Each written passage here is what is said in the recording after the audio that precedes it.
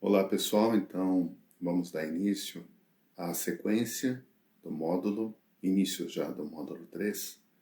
Trabalhamos o módulo 1, Deus Pai, módulo 2, Deus Filho, e o módulo 3, Deus Espírito Santo, que é a Santíssima Trindade. Vimos aí, demos uma pincelada no mistério da Santíssima Trindade, falamos sobre a Santíssima Trindade e trabalhamos cada ponto desse estudo para podermos entender o amor do Pai, o amor do Filho e agora do Espírito Santo.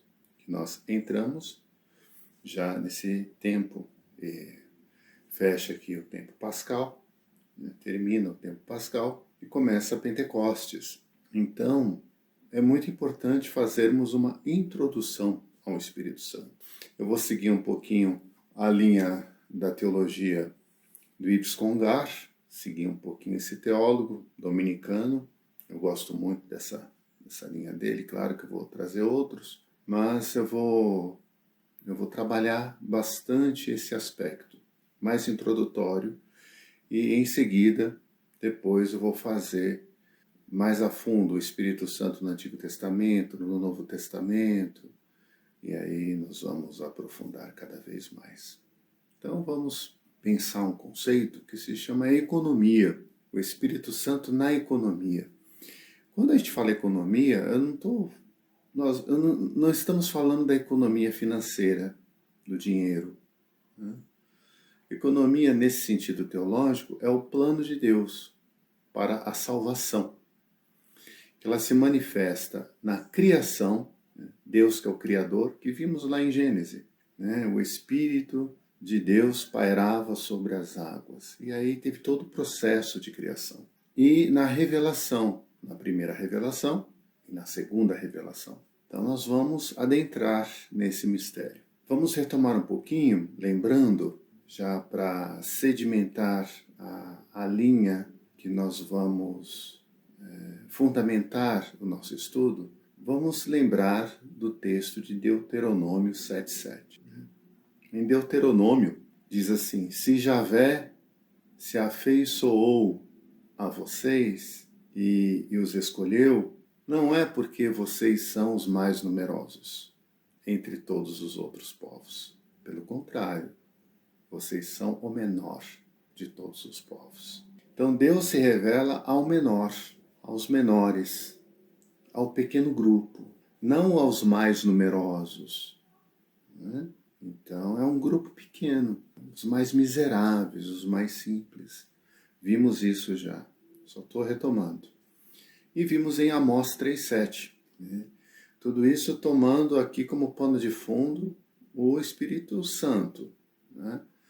Então, diz lá Amós 3,7. Amós, um profeta. Né? Do mesmo modo, o Senhor Javé não faz coisa alguma sem revelar seu segredo aos profetas, seus servos. Então, Deus se revela através da boca dos profetas. Então, isso é muito importante. Aí nós temos um terceiro movimentozinho aqui, ó, que podemos chamar como sinal do Espírito Santo aqui, na encarnação do Verbo, né? Que a gente sabe que o Verbo é Jesus, é a palavra de Deus encarnada, que veio como redenção nossa, nos resgatar. Kaire que shairi tomene, né? Ó, Kyrios etassou, né? Alegra-te, cheia de graça, o Senhor é convosco. Então ela é cheia de graça. Então Maria é a esposa do Espírito Santo. E José vai ser o seu marido, nesse sentido, por participação, onde vai criar Jesus Cristo. Ele vai criar Jesus. Já vimos sobre isso, já falamos sobre isso na teologia mariana, já discutimos isso, que o Espírito Santo é o esposo de Maria, José é o homem mais justo, o judeu, o hebreu mais justo, né? E ele cria Jesus junto com Maria. Já vimos isso, não vamos voltar. E aí nós temos um quarto movimento que é na ação da igreja, que é eclesiologia. Terminamos a cristologia, né, no nosso segundo módulo, e vamos entrar agora na eclesiologia. Então, o que devemos entender por revelação? Então, isso é muito importante. Então, quando a gente fala de revelação, né, não é o grupo de samba Revelação, não é esse grupo de samba, não. Quando a gente fala de revelação, a gente tem que ter alguns pontos em mente, né? Então, Deus se revela na história do seu povo. Esse é o primeiro ponto. É um Deus que se revela. Revelação de quem? De um Deus que se revela. Para quem? Para o seu povo. Quem faz essa interpretação? Os profetas e os sábios de Israel. Então, os profetas e os sábios de Israel interpretam, né, esta revelação e diz: olha, Deus se revela. Existe um olhar pessimista e otimista, né? Ou um olhar que vamos chamar de positivo e limitado, como diz Libânio, né? Libânio, grande teólogo jesuíta, que eu gosto de seguir bem essa linha da dialética, né, libaniana. Então, o Libânio diria assim, né? Não estou falando que ele disse, eu estou falando que ele diria, ele interpretaria isso. Ele poderia fazer essa leitura dentro de um olhar pessimista limitado. O ser humano é ruim mesmo, né? Deus manda os profetas e os sábios para quê? Um olhar pessimista? Para morrer, para denunciar, para serem perseguidos. E o mundo continua o mesmo, né? Isso aconteceu com Jeremias, com Elias, com João Batista, que perdeu a cabeça, com Jesus, né? Jesus foi crucificado. E muitos outros depois que vieram depois de Jesus, né, falaram em nome de Deus e foram exterminados. Isso é um olhar pessimista que a gente pode colocar aqui, colar aqui, que é verdade. É um ponto da verdade, né? Um aspecto é a verdade vista de um ponto. Nós temos um olhar otimista também. Deus continua nos chamando, apesar das nossas fraquezas e maldades, das nossas misérias, das nossas limitações, né? Apesar da nossa incredulidade, apesar da nossa miséria humana, da nossa ganância, dos nossos pecados, Deus continua nos chamando. Se tiver apenas um, ainda assim Ele continua acreditando nos seus filhos. Ele nos chama. Esse é o primeiro ponto que eu queria trabalhar com vocês. O segundo, no aspecto revelação. Deus se revela através de Jesus Cristo. Ponto sublime, mais importante, mais alto para nós, né? Para nós, no caso, cristãos, porque para o judeu não, para o muçulmano também não, porque Jesus é um profeta, um grande profeta. Mas para nós cristãos, Jesus é Deus, é Filho de Deus. Então é o ponto sublime, mais alto da sua revelação. Qual é o olhar pessimista? O olhar pessimista aqui, dialética, escolhemos o lado fraco dos perdedores, como diz Padre Júlio Lancelotti, né? Dos vencidos, dos derrotados, dos colonizados, dos subalternos, dos escravizados. Qual é o olhar otimista? O olhar otimista, escolhemos o reino de Deus e não o reino de César. Por isso, somos os bem-aventurados, porque somos seus discípulos e discípulas. O Cheval Roi. Quando não tem ninguém por nós, só sobra Deus por nós. Já vimos isso também. Trabalhamos lá atrás. Depois tem um terceiro movimento da revelação, para a gente pensar a revelação aqui. Pelos evangelistas. Deus se revela aos evangelistas, aos apóstolos, aos mártires, aos santos e santas da igreja. E no magistério da nossa igreja, né? Então, para nós, não tem só a Bíblia, não existe só a Bíblia. Para nós existe a Bíblia, a tradição e o magistério, né? Que falou a Alessandra no nosso encontro passado. Então nós temos essa tríade, né? Assim como nós temos o Pai, o Filho e o Espírito Santo, a gente tem a Bíblia, a tradição e o magistério, né? Tradição apostólica e magistério. Qual é o olhar pessimista? Que precisa sempre ser observado, sempre ser colocado. Existe sempre o dialético, lembra disso. Esta igreja, desde os primórdios, só tem briga, confusão, disputa de poder. Até hoje, né? Ela é pecadora, queimou gente, condenou ao inferno, torturou, se aliou ao governo, ao Estado. Aconteceu isso, né? Se a gente for ver a história da igreja, aconteceu isso. Mas qual é o olhar também otimista que nós temos que ter? A igreja não é só pecadora, a igreja também é santa. Como diz Yves Congar, ela é santa e pecadora, né? Como aquela mãe que segura o bebê e a criança dá um tapa no rosto da mãe. Você não vai espancar essa criança, né? Porque a criança não sabe o que está fazendo, né? E ela suja a mãe, machuca a mãe. Então seria como somos crianças e quem segura no nosso colo é a mãe. Então a igreja é como se fosse essa mãe que acolhe os pecadores e os santos também. Então, quantos santos, quantas santas deram testemunho de suas vidas? E até hoje a igreja está onde o governo não está. Nas favelas, nas ruas, nas guerras, levando esperança e fé. A gente viu isso no filme lá sobre os trapistas. A comunidade inteira foi dizimada dos religiosos trapistas, porque eles acolheram a comunidade dos muçulmanos. Acolheram eles, rezaram com eles, né, e mataram todos eles. Então existe aqueles que dão a vida. Dorothy Stang fez isso aqui no Pará.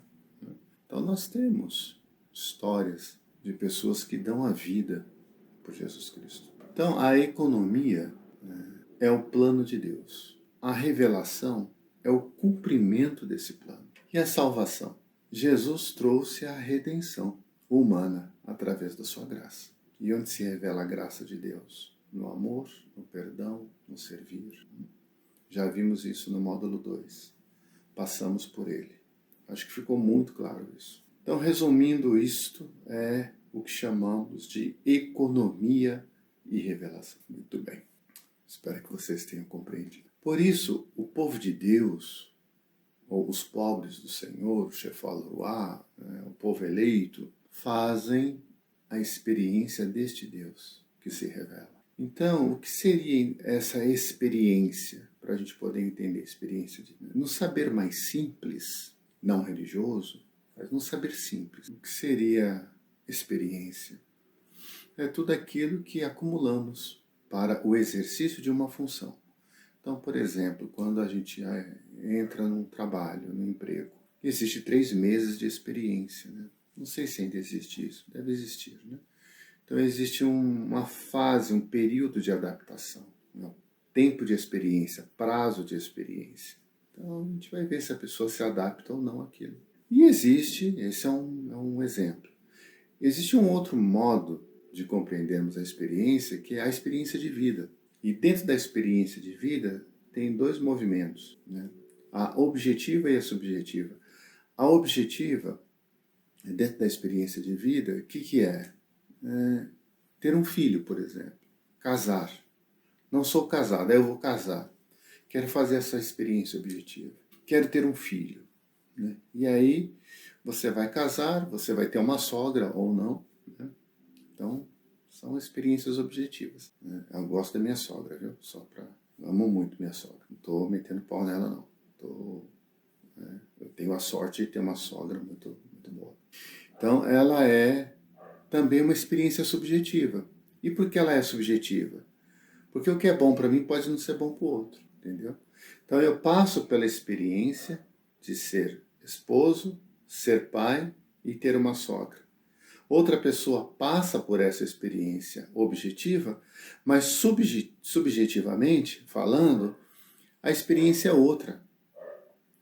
Talvez ele não tenha a mesma sorte, né? Ou talvez não tenha a paternidade dentro dele, né? Tem gente que não nasceu com a paternidade. Tem gente que não tem, pensa que tem, mas não tem. Com a paternidade, com a maternidade, né?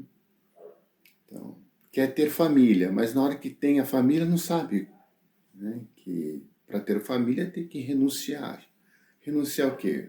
Às vezes tem que renunciar aos amigos, né? Tem que renunciar às festas. Não dá mais para você sair à noite, ir para balada, que nem você fazia antes. Não, você já tem uma família. Você tem que curtir aquela pipoquinha, aquele sessão cinema em casa, né? Não precisa ser tão radical, mas tem coisas que você não pode abrir mão. Tá? Mas isso não é aula sobre o curso de noivos, não. Mas só para a gente entender que a experiência pessoal ela é subjetiva também. Né? Então ela causa em mim um efeito que pode causar um efeito diferente em outra pessoa. Muito bem. No sentido teológico, quando a gente fala de experiência de Deus, o Yves Congar traz dois exemplos, que ele chama de comum e de mística. A mística eu vou deixar um pouquinho mais para frente, né? Eu vou falar mais da comum, da experiência comum, que é o que todos nós conhecemos. Então, Yves Congar, ele traz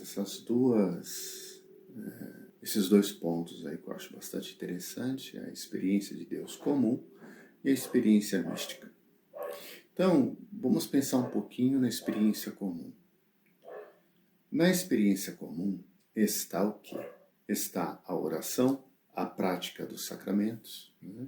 Onde a gente professa a nossa fé também, na vida da igreja, no amor de Deus, ao próximo. Então recebemos essa experiência na ação de Deus, nos chamados e nos sinais que manifestam e se revelam. Então, por exemplo, você vai sair dessa formação, né, dessas reuniões da Crisma, e o padre vai convidá-la para fazer parte da liturgia. Ah, gostaria, você não quer fazer parte da Crisma, de ser catequista? Né? Ou trabalhar na pastoral da acolhida, ou trabalhar na pastoral da escuta, ou de repente você é chamado também para trabalhar no ministério dos sacramentos, né, ministro da Eucaristia, pode ser chamado. Então, esses chamados vão acontecendo. Então, isso chamamos de experiência comum.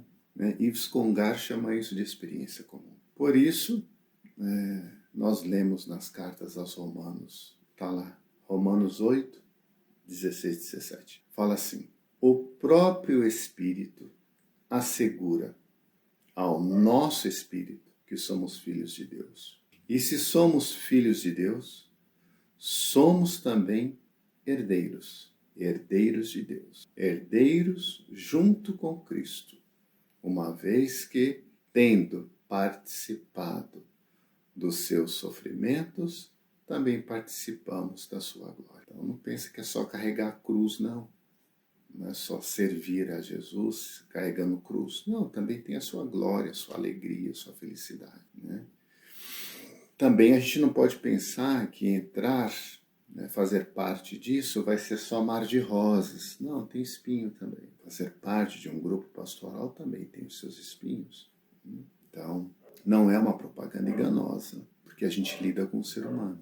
Então, Congar diz assim: não existe percepção de Deus e de sua ação que não passe pelos nossos próprios recursos mentais e não esteja misturada com eles. Então, quando a gente faz parte desses movimentos pastorais, a gente começa a participar, a gente começa também a fazer parte desse mistério. Só que isso está dentro da nossa percepção também. Está dentro do nosso chamado, está dentro do nosso sim. Eu também disse outro dia para vocês, né, que a nossa maior missão começa em casa.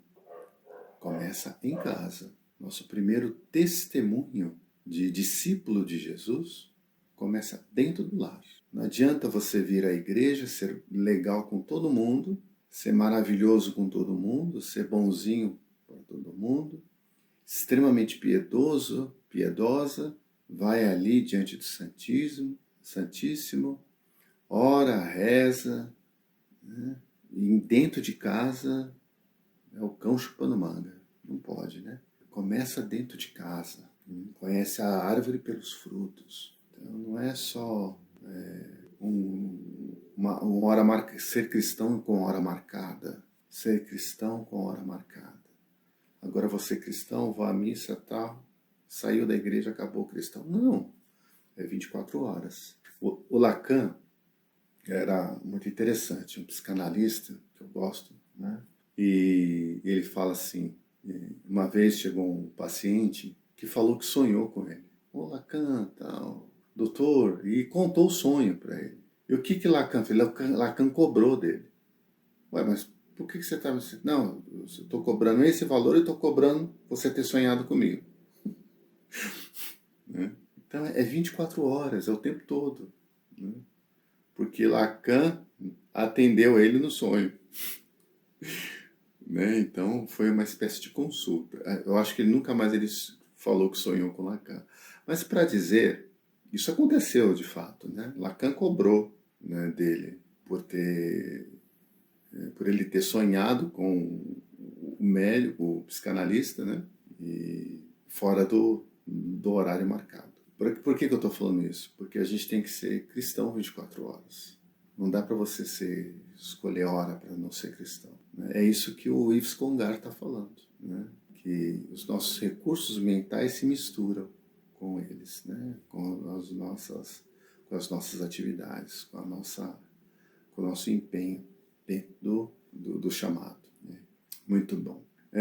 Então, quando falamos de Deus Espírito Santo, a gente não encontra a mesma facilidade a respeito de Deus Pai e Deus Filho. Esse é um outro detalhe importante. Né?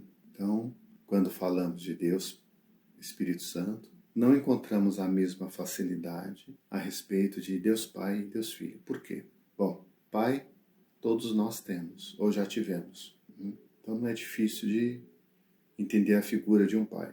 Filho, se não temos, já fomos filhos de alguém. Então, a figura do filho é fácil de entender. Então, por analogia, por comparação, podemos chegar próximo de uma definição de pai e filho, por pior ou melhor que você seja. Né? Então, o Espírito Santo, a priori, não temos referência como pai e filho. Tá vendo? É diferente. Por isso é um pouco mais difícil de entender o Espírito Santo. Então a gente vai entrar um pouquinho dentro da tradição judaica para a gente poder ler compreender melhor o que é o Espírito Santo. Né? Então vamos começar com a tradição judaica. Eu já vou dar só uma pinceladinha. Na semana que vem eu vou mais fundo nisso. Então quando estudamos a tradição do Antigo Testamento, de início aprendemos que os hebreus não falam o nome de Deus. Esse é básico. Não se fala o nome de Deus. Né? Quando Moisés fala quem é, eu sou aquele que é. Né? Yahvé. Então é sempre uma aproximação. Adonai, Elohim, El Shaddai, Eli. Jesus fala na cruz, Eli, Eli, Javé. Então é sempre Deus de Israel, Deus libertador, o Deus que luta, mas nunca um nome específico. Por quê? Porque para não manipular o nome de Deus. E porque também não é possível saber. Então, não controlar ou tentar definir Deus transcendente e absoluto. Não dá, não cabe na nossa mente. Né? Que escapa a nossa capacidade de compreensão e inteligência. Somos limitados, mal conseguimos entender as coisas desse mundo, que dirá entender as coisas transcendentais. Né? Transcendentais. Então, se o Deus de Israel é aquilo que não posso definir, o Espírito Santo é mais difícil ainda de definir. Né? Primeiro, que os judeus consideram Deus como único. Esse é o primeiro ponto. Deus é um. Né? E é assim que canta, né? Shema Israel, Adonai Elohenu, Adonai Echad. Né? Escuta, ó Israel, o Senhor é nosso Deus. O Senhor é um. Esse Deus que é um fala pela boca dos profetas. A palavra é o Espírito de Deus. Por isso é santo. Este santo, este Deus é um. Isso na tradição judaica. Agora vou dar uma mudada. Ó. Esse Deus é um que fala pela boca dos profetas. A palavra é o verbo, né? É o Espírito de Deus que dá a conhecer. Por isso é santo. Este santo, este Deus é três, é um. Né? Já mudou. Não tem nada a ver com o judaísmo aqui, tá vendo? Para o judeu, para o hebreu, Deus é um só. Para nós, Deus é três. né? Se manifesta, né, na Trindade, Pai, Filho e Espírito Santo. Então, outro ponto importante sobre o Espírito Santo, que é bom a gente não esquecer. E presta bem atenção no que eu vou falar aqui. Não é necessário pedir ao Espírito Santo para que ele venha ou se manifeste. Não, não. Que nem aquele Veni Creator, né? Veni Creator Spiritus, mentes tuorum visita. Cantava muito isso no seminário, né? Vinde Espírito Santo, enche os corações dos vossos fiéis. A gente reza isso, vinde Espírito Santo. E a gente vai ver que não é necessário, que não é. Dentro de um contexto não é necessário, dentro de outro sim. Mas vamos primeiro dentro desse contexto. Santa Catarina de Sena nos dá um exemplo maravilhoso. Ela vai dizer assim: na comunhão o homem se acha em Deus. Na comunhão o homem se acha em Deus. Ele está em Deus. Na comunhão ele está em Deus. O homem na comunhão está em Deus. E Deus no homem, como peixe no mar, e o mar no peixe. Olha que legal, bonito, né? Então, o Espírito Santo é a dimensão de Deus. Dentro do quê? Dentro do universo. Então, por exemplo, o Sol, a Lua, a Terra, que nem canta no Salmo, né? A atmosfera, o mar, a floresta, temos os continentes, os países, o estado, o bairro, a nossa paróquia. Está tudo dentro do universo. Deus se faz presença no universo. Então vamos raciocinar. Ó. Catarina de Sena, a nossa doutora da igreja, afirma que o universo está nas mãos de Deus. Então você tem o universo, né? Vamos imaginar que isso aqui é o universo, e o universo inteiro, um monte de estrelas, né? E a gente pensa que o planeta Terra está dentro do universo, dentro desse universo. Esse universo está nas mãos de Deus, né? É isso que Catarina está falando. Então, não posso dizer que o Espírito Santo está presente, não está presente aqui e agora. Eu não posso dizer que o Espírito Santo não está presente aqui e agora. Ora, esse é o universo e esse é Deus, então o Espírito Santo está aqui, tá vendo? Eu não posso dizer que não está. Como que eu posso dizer vinde Espírito Santo se ele já está? Tá vendo? É diferente.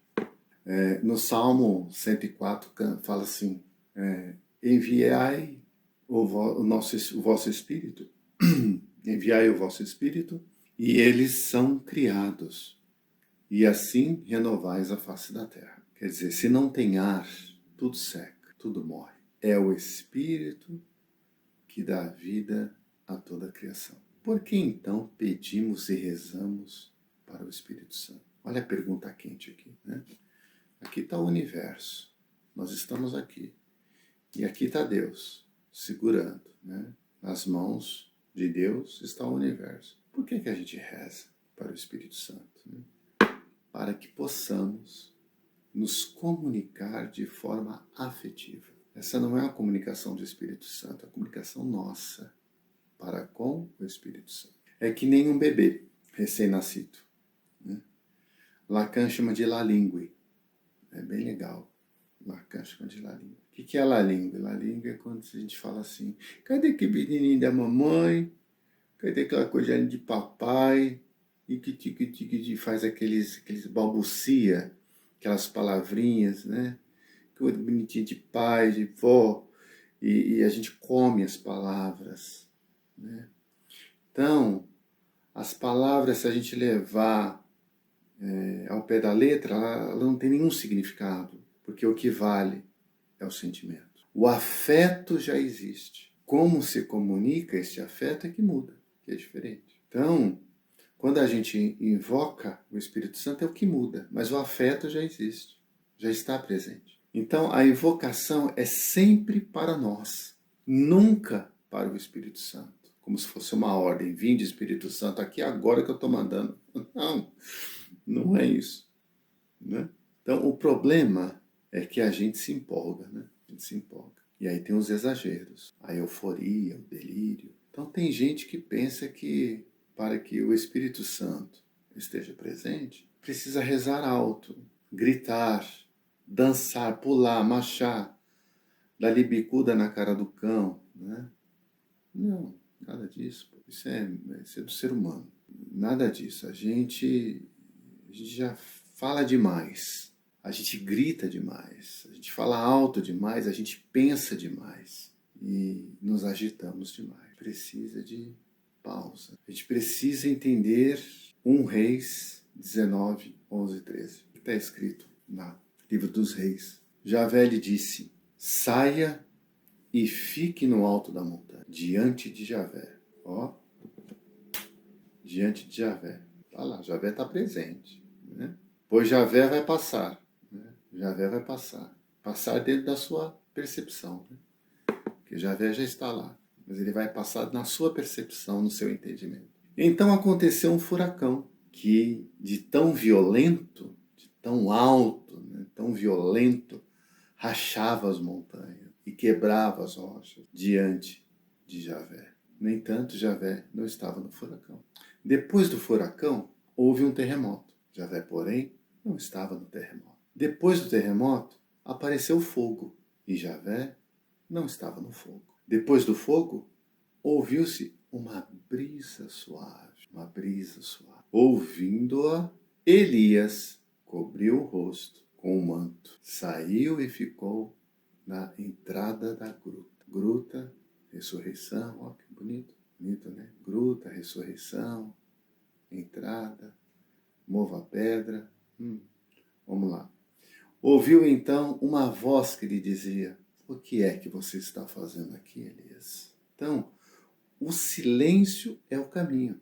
Deus se revela numa brisa suave, no silêncio que o profeta Elias faz. O seu encontro com Deus é no silêncio que ele faz esse encontro com Deus. Então Gilberto Gil foi muito preciso, né? Eu acho que ele leu esse texto, passou por essa experiência, porque ele traz o vazio, né? O despojamento, o abandono e o silêncio. Se eu quiser falar com Deus, e vai falando as coisas que precisam ser deixadas, né? Abandonadas. Hoje em dia, quanto mais pentecostal, mais barulho, mais bateria, mais guitarra, mais grito. E na história do cristianismo, os grandes místicos da igreja não eram barulhentos, eram silenciosos e trouxeram grandes reformas da igreja, todos sem exceção, né? Eles estão marcados pela vida de oração e silêncio. Então, os carmelitas, né? Os carmelitas, vida de oração, clausura e silêncio. Os padres e os terapeutas do deserto, que é a linha que eu mais curto, que eu mais gosto de seguir, inclusive no meu trabalho, né? Na questão de terapia, eu gosto de seguir bastante essa linha. Os padres do deserto, os terapeutas do deserto, também. Vida monástica, o silêncio, clausura, oração. Os beneditinos, ora-te, labora-te, né? Estudo, trabalho, silêncio, oração. Os dominicanos, estudo, silêncio, evangelização, pregação. Os jesuítas, estudo, silêncio, evangelização e oração. Quem revelou este caminho? Quem mostrou este caminho? Jesus de Nazaré, profeta Elias, Jesus de Nazaré. Jesus saiu para orar. Ele foi sozinho para o monte. Ele foi conduzido pelo Espírito para um lugar deserto. Jesus era pleno do Espírito Santo. Então, o Espírito do Senhor está sobre mim, né? Leu Jesus na sinagoga, texto do profeta Isaías. Jesus leu esse texto. Jesus está na presença do Pai e do Espírito Santo o tempo todo. Jesus precisou silenciar, se recolher para tomar decisões difíceis. Ele, que é pleno do Espírito Santo, o ungido Messias, silenciou. Não seria razoável fazermos o mesmo? É só para a gente pensar. O que diz Jesus no Evangelho? Mateus 6,6. Fala assim: tu, porém, quando orares, entra no teu quarto, fecha a porta e ora a teu Pai em segredo. E teu Pai que vê o que está oculto te recompensará. Este é o exemplo de Jesus, o caminho para fazer aquilo que chamamos de aproximação de uma experiência de Deus. E quando a gente fala de experiência de Deus, a gente está falando do Pai, do Filho e do Espírito Santo. Então ficamos por aqui, nesta aula introdutória, e na próxima aula vamos mergulhar mais fundo, né, no estudo sobre o Espírito Santo. Uma ótima semana, que o Espírito Santo nos traga fé, esperança e caridade. Louvado seja nosso Senhor Jesus Cristo, para sempre seja louvado.